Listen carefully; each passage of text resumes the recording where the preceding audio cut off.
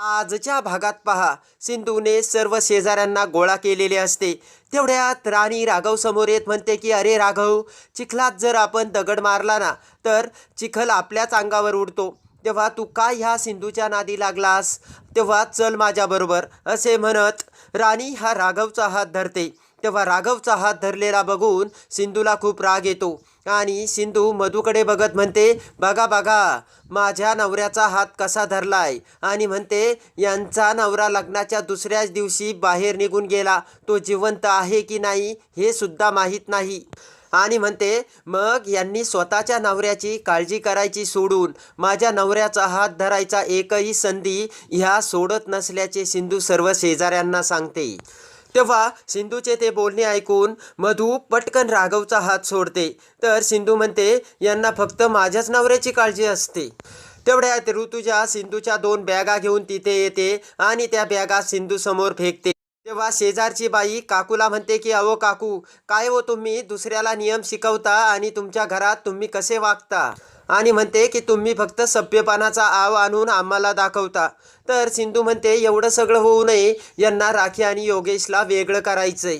तर सिंधू म्हणते, यांना वाटतंय की योगेश सर वाईट आहे, पण हे सिद्ध करायला यांच्याकडे एक सुद्धा पुरावा नाहीये. तेवढ्यात जोशी काका पुढे येत म्हणतात, अहो रुक्मिणी काकू, तुमची मुलगी जर लग्न करून संसारात आनंदी असेल तर तुम्हाला काय प्रॉब्लेम आहे? कशाला तिच्या आनंदावर तुम्ही विरजण घालताय? तेवढ्यात ऋतुजा काकूच्या कानाजवळ येत म्हणते की अहो वहिनी, काहीतरी करा, गोष्टी आता बाहेर चालल्यात. तेव्हा काकू म्हणते आणि म्हणते की अहो जोशी काका, तुमची मुलगी त्या गरीब मुलाबरोबर पळून जाऊन लग्न केले आणि 1 महिन्यानंतर पुन्हा लगेच घरी आली, तेव्हा आता तुम्ही कोणत्या हक्काने बोलताय? तेव्हा जोशी काका म्हणतात की हे फरक एवढाच आहे की ती तिच्या इच्छेने गेली होती आणि तिच्याच इच्छेने परत आली. आम्ही तिच्यावर तुमच्यासारखी अशी कोणती जबरदस्ती नाही केली बरं का. आणि म्हणतात की तिने जरी तिचे चुकले ना तरी आम्ही तुमच्यासारखे तिला वेड्यात नाही काढले.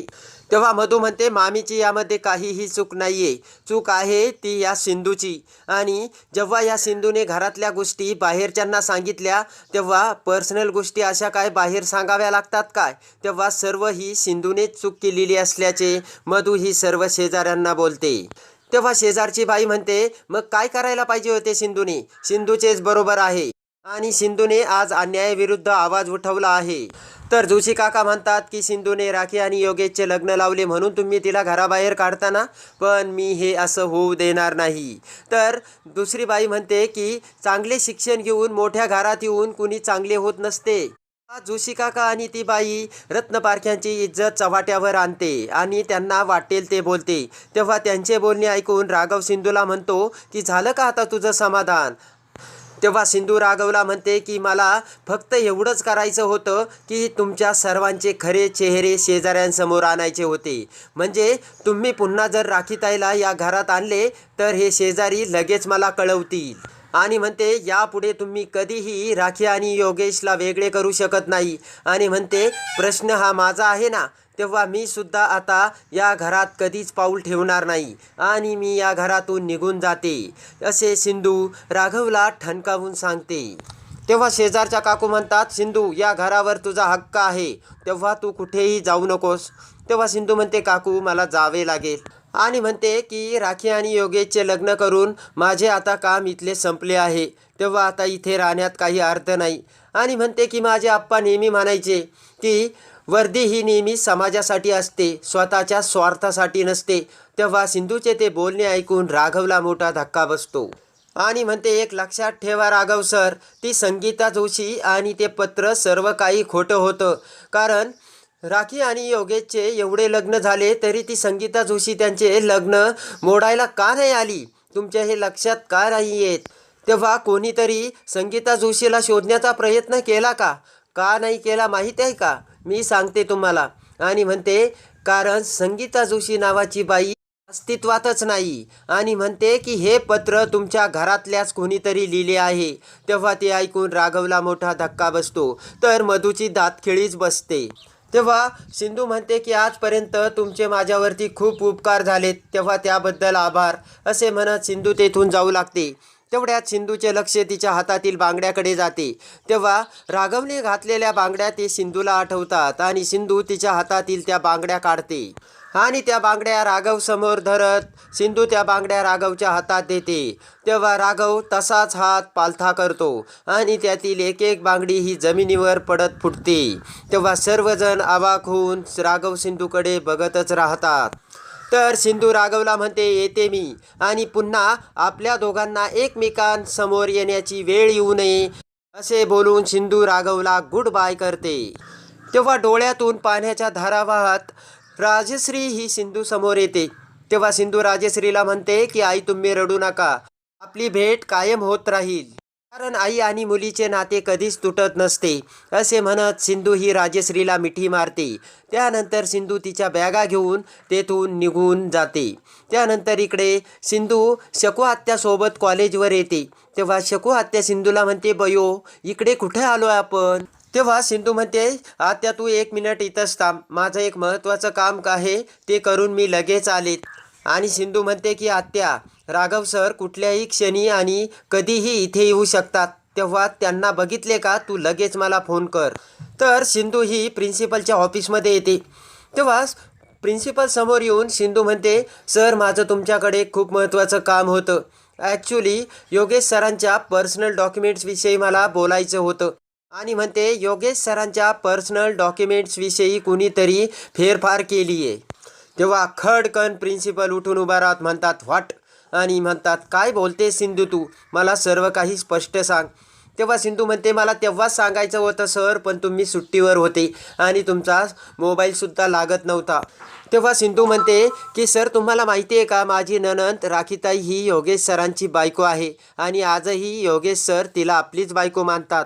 तेव्हा त्यासाठी मला कॉलेजमध्ये योगेश सरांचे डॉक्युमेंट्स दाखवले गेले होते आणि राघव सरांनाही ते डॉक्युमेंट्स दाखवले, पण दोन्ही डॉक्युमेंट्समध्ये फरक होता. तेव्हा मी पुन्हा विनायक सरांकडे ते डॉक्युमेंट्स मागायला आले, पण त्यांनी मला तुमची परमिशन घ्यायला लावली आणि तेव्हाच मला संशय आला होता की ते डॉक्युमेंट्स बदलले. तेव्हा सिंधू म्हणते, मला वाटतंय की सर विनायक सरांनी नक्कीच काहीतरी गडबड केली आणि ते डॉक्युमेंट्स बदलले. तर इकडे राघव हा तेवढ्यात कॉलेजवर येतो. तेवढ्यात राघवला शिंदेंचा फोन येतो. तेव्हा शकू आत्या राघवला बघते. तेव्हा प्रिन्सिपल लगेच फोन करून विनायकला त्याच्या रूममध्ये बोलावून घेतात.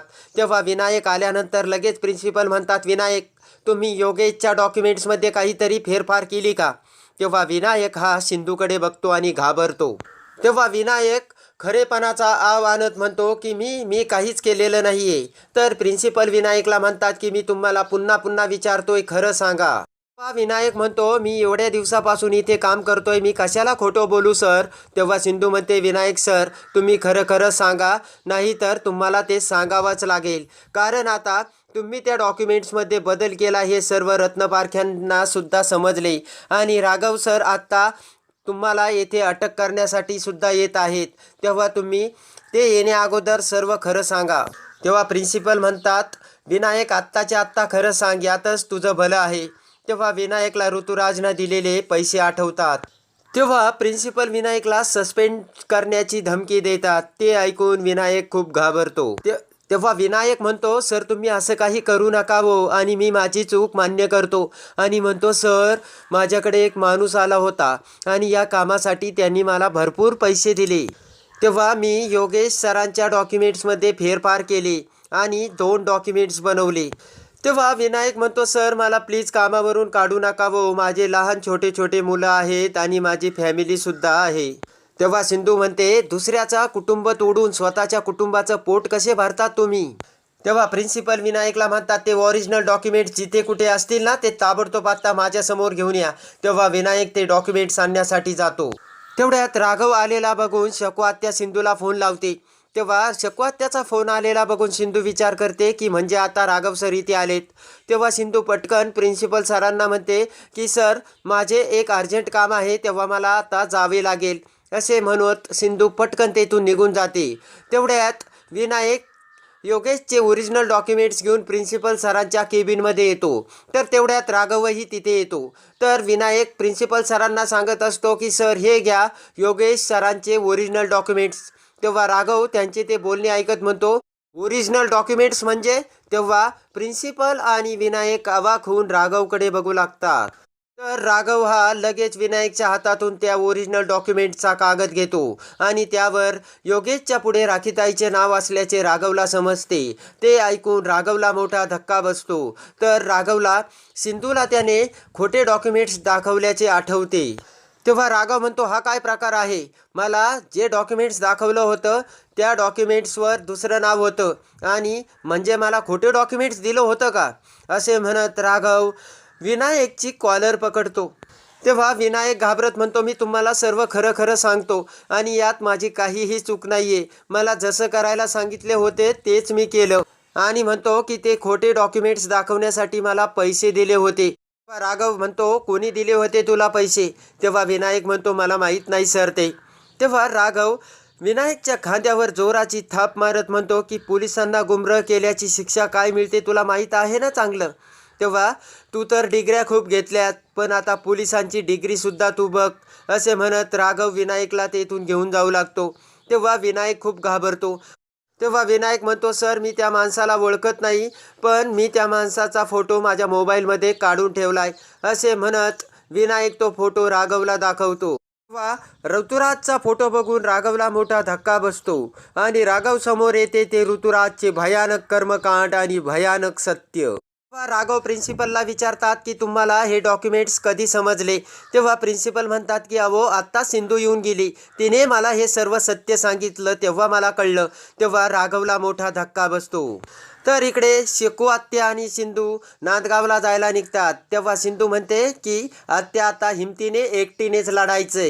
दुसरीकडे राघव हा पोलीस स्टेशनमध्ये येतो. तेवढ्यात राघव सरांची पोलिसी टीम गुलशनला कैद करून घेऊन तिथे येतात आणि म्हणतात की सर याच्याकडे गन्स आणि हे पैसे सापडले. तेव्हा राघव हा गुलशनकडे बघतो. तेव्हा गुलशन म्हणतो की सर मी काही केले नाही, मला हे करण्यासाठी भाग पाडले. तेव्हा राघव म्हणतो, कुणी करायला भाग पाडले त्याला आत्ताच्या आत्ता फोन लाव. तेव्हा गुलशन हा ऋतुराजला फोन लावतो. तेव्हा गुलशनचा आलेला फोन बघत ऋतुराज म्हणतो, या गुलशनने मला कशाला फोन केला? आणि ऋतुराज गुलशन बरोबर बोलू लागतो आणि म्हणतो, तुला मी सांगितलं होतं ना पुन्हा मला फोन करायचा नाही आणि तुझ्या कामाचे तुला सर्व पैसे दिले. तेव्हा ऋतुराजचे ते फोन राघव ऐकतो. तेव्हा ऋतुराजचे दुसरे कटकारस्थान राघव समोर येते. तेव्हा आता ऋतुराजचे दोन सत्य राघव समोर येऊन राघव ऋतुराजचे सर्व अंडीपिंडी बाहेर काढून ऋतुराजला कसे जेलमध्ये पाठवतो हे बघण्यासाठी आणि लग्नाची बीडी मालिकेच्या डेली अपडेटसाठी बेल नोटिफिकेशनवर क्लिक करून आपल्या चॅनलला लाईक करा, सबस्क्राईब करा.